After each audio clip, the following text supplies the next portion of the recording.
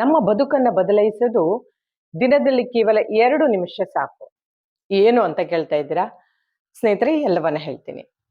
ಸ್ನೇಹಿತರೆ, ಊಟ ಆದ ತಕ್ಷಣ ಏನ್ ಮಾಡ್ಬೋದು? ಯಾವ ಆಸನ ಮಾಡ್ಬೋದು ಕೇಳಿದ್ರೆ, ಖಂಡಿತ ಹೇಳ್ತೀರಾ, ಶವಾಸನ ಮಾಡ್ಬೋದು. 100ಕ್ಕೆ 100ರಷ್ಟು ಹೇಳೋದು, ಹೋಗಿ ಶವಾಸನ ಮಾಡ್ಬೋದು. ನೆನ್ಪಿಟ್ಕೊಳ್ಳಿ, ಊಟ ಆದ ತಕ್ಷಣ ಯಾವತ್ತೂ ಶವಾಸನ ಮಾಡ್ಬಾರ್ದು. ಹಾಗಾದ್ರೆ ಏನ್ ಮಾಡ್ಬೋದು ಅಂತ ಕೇಳಿದ್ರೆ, ಒಂದ್ ಆಸನ ಇದೆ. ಯಾವತ್ತು ನೆನ್ಪಿಟ್ಕೊಳ್ಳಿ, ತಿಂದಾದ ತಕ್ಷಣ, ಊಟ ಆದ ತಕ್ಷಣ, ತಿಂಡಿ ತಿಂದಾದ ತಕ್ಷಣ ಮಾಡೋ ಒಂದೇ ಒಂದು ಆಸನ, ಅದೇ ವಜ್ರಾಸನ. ಯಾಕೆ, ಏನು, ಹೇಗೆ ಮಾಡುದು ಎಲ್ಲವನ್ನ ಈ ವಿಡಿಯೋದಲ್ಲಿ ಹೇಳ್ತೀನಿ. ದಯವಿಟ್ಟು ಕಂಪ್ಲೀಟ್ ಆಗಿ ವಿಡಿಯೋವನ್ನು ನೋಡಿ. ವೆಲ್ಕಮ್ ಬ್ಯಾಕ್ ಟು ಯೋಗ ಅಮೃತ. ಈ ವಜ್ರಾಸನದ ಲಾಭವೇನು, ಬೆನಿಫಿಟ್ ಏನು, ಹೇಗೆ ಮಾಡುವುದು, ಯಾವ ರೀತಿ ನಮ್ಮ ಜೀವನ ಶೈಲಿಯನ್ನ ಬದಲಾಯಿಸುತ್ತೆ ಅನ್ನೋದು ಈ ವಿಡಿಯೋದಲ್ಲಿ ಹೇಳ್ತಾ ಇದ್ದೀನಿ. ಸ್ನೇಹಿತರೆ, ನಮ್ಮ ಈ ವೇಗದ ಬದುಕಿನಲ್ಲಿ ಆರೋಗ್ಯದ ಬಗ್ಗೆ ಕಾಳಜಿ ವಹಿಸೋರು ತುಂಬಾ ಇದ್ದಾರೆ. ಜಿಮ್ಗೆ ಹೋಗ್ತಾರೆ, ಡಯಟ್ ಮಾಡ್ತಾರೆ, ವಾಕ್, ಯೋಗ ಎಲ್ಲವೂ ಇದೆ.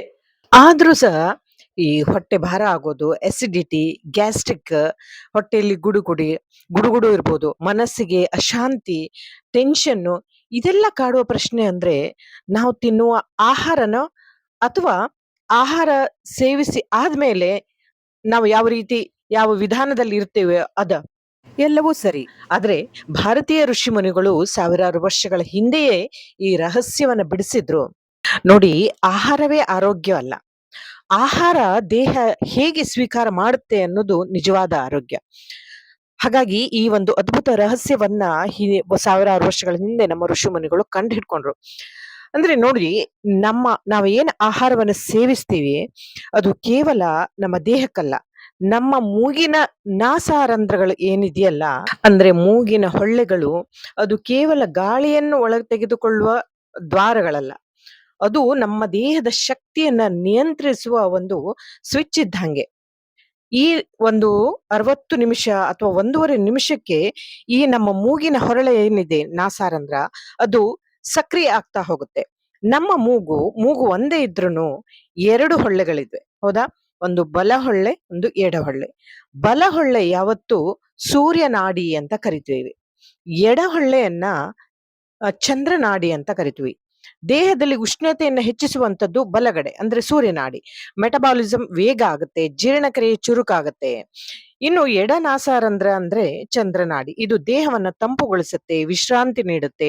ಊಟ ಮಾಡಿದ ನಂತರ ಇದು ಸಕ್ರಿಯ ಆಗಿದ್ರೆ ಜೀರ್ಣಕ್ರಿಯೆ ಕರೆಕ್ಟ್ ಆಗಿ ಆಗತ್ತೆ, ಇಲ್ಲಿ ಅಜೀರ್ಣ ಆಗೋದಿಲ್ಲ. ಹಾಗಾದ್ರೆ ಈ ವಜ್ರಾಸನ ಕೂತ್ಕೊಳ್ಳಕ್ಕೂ ಉಸಿರಾಡಕ್ಕೂ ಏನ್ ಸಂಬಂಧ ಅಂತೀರಾ? ಹಾಗೆ ಈ ವಜ್ರಾಸನ ಅನ್ನೋದು ಜೀರ್ಣಕ್ರಿಯೆಯ ಸಂಜೀವಿನಿ. ಯಾರೇ ಕೇಳ್ಬೋದು, ಊಟ ಆದ ತಕ್ಷಣ ಯಾವ ಆಸನ ಮಾಡ್ಬೋದು ಕೇಳಿದ್ರೆ ವಜ್ರಾಸನ ಮಾತ್ರ ಮಾಡ್ಬೋದು. ಕೇವಲ ವಜ್ರಾಸನದಲ್ಲಿ ಕೂತ್ರೆ ಸಾಕು, ಬೇರೆ ಏನು ಬೇಡ. ಹೀಗೆ ಇಟ್ಕೊಂಡು ಅಥವಾ ಮುಂದೆ ಬಗ್ಗೋದಾಗ್ಲಿ ಏನು ಬೇಡ, ಕೇವಲ ವಜ್ರಾಸನದಲ್ಲಿ ಮಾತ್ರ ಕೂತ್ಕೋಬೇಕು. ಹಾಗಾದ್ರೆ ಯಾವ ರೀತಿ ಕೂತ್ಕೊಳ್ಬೇಕು ಅನ್ನೋದು ಗೊತ್ತಾಯ್ತು. ಯಾಕೆ ಕೂತ್ಕೊಳ್ಬೇಕು ಅನ್ನೋದು ಕೂಡ ನಾನು ಇಲ್ಲಿ ಹೇಳ್ತಾ ಇದ್ದೀನಿ, ಕೇಳ್ಕೊಳ್ಳಿ. ಇದು ಕೇವಲ ಕುಳಿತುಕೊಳ್ಳುವ ಭಂಗಿ ಮಾತ್ರ ಅಲ್ಲ ಸ್ನೇಹಿತರೆ, ಇದು ಜೀರ್ಣಕ್ರಿಯೆಗೆ ಸಜ್ಜುಗೊಳಿಸುವ ಒಂದು ತಂತ್ರ. ಇದರಲ್ಲಿ ನೋಡಿ, ಬೆನ್ನು ನೇರವಾಗಿರುತ್ತೆ, ಹೊಟ್ಟೆಯ ಭಾಗ ಮುಕ್ತ ಆಗಿರೋದ್ರಿಂದ ಜೀರ್ಣ ಅಂಗಗಳಿಗೆ ರಕ್ತ ಸಂಚಾರ ಸರಿಯಾಗಿ ಆಗ್ಲಿಕ್ಕೆ ಕಾರಣ ಆಗುತ್ತೆ. ಊಟದ ನಂತರ ಬಾಗಿ ಕುಳಿತುಕೊಳ್ಳೋದ್ರಿಂದ ಜೀರ್ಣಕ್ರಿಯೆಗೆ ಮಾರಕ ಆಗತ್ತೆ. ಅಂದ್ರೆ ಮೊಬೈಲ್ ನೋಡೋದ್ರಿಂದ ಅಥವಾ ಹೋಗಿ ಮಲ್ಕೊಳ್ಳೋದ್ರಿಂದ ಅಲ್ಲಿ ಯಾವುದೇ ರೀತಿಯ ಜೀರ್ಣಕ್ರಿಯೆಗೆ ಅನುಕೂಲ ಆಗುವಂತೆ ಆಗೋದಿಲ್ಲ.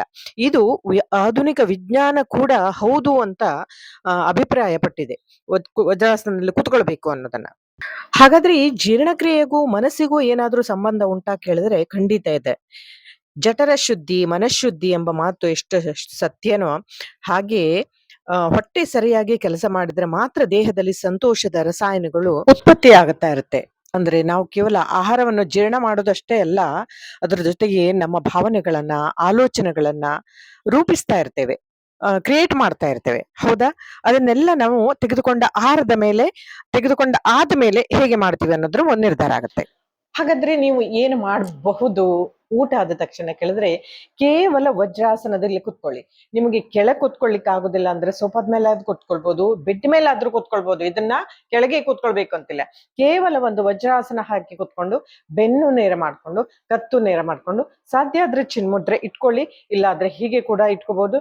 ನೇರವಾಗಿ ಕೂತು ಎರಡೂ ಮೂಗಿನಿಂದ ಉಸಿರಾಟ ಸರಿಯಾಗುತ್ತಾ ಇದೆಯಾ ಅಂತ ಒಂದು ಗಮನಿಸ್ತಾ ಬನ್ನಿ. ಕೇವಲ ಡೀಪ್ ಬ್ರೀದಿಂಗ್ ಜಸ್ಟ್ ಮಾಡ್ತಾ ಬನ್ನಿ.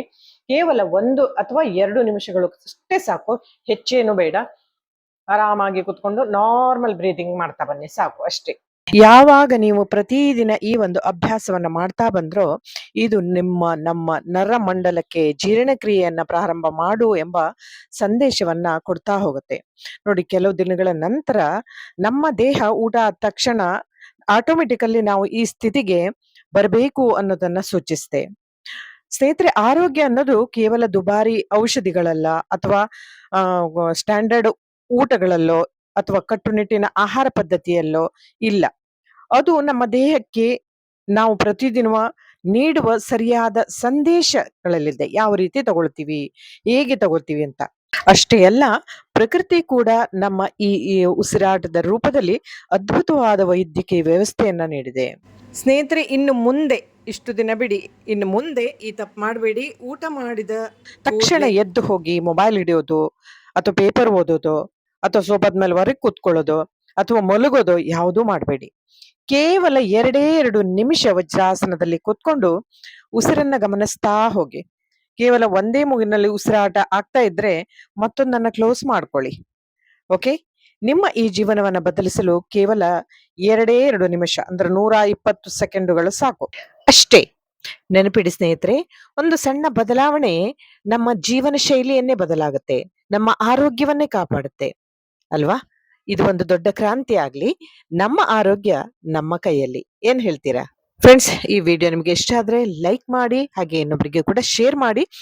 ಅಷ್ಟೇ ಅಲ್ಲ, ಇಂಥ ಹಲವಾರು ಆರೋಗ್ಯ ಸಂಬಂಧ ವಿಚಾರಗಳು, ವಿಮರ್ಶೆಗಳು, ಆಧ್ಯಾತ್ಮಿಕ ಚಿಂತನೆ, ಪೌರಾಣಿಕ ಹಾಗೂ ಐತಿಹಾಸಿಕ ಕಥೆಗಳು ಈ ಒಂದು ನನ್ನ ಯೋಗಾಮೃತ ಚಾನೆಲ್ ಬರುತ್ತದೆ. ನೋಡ್ತಾ ಇರಿ. Thanks for watching. ನಮಸ್ಕಾರ.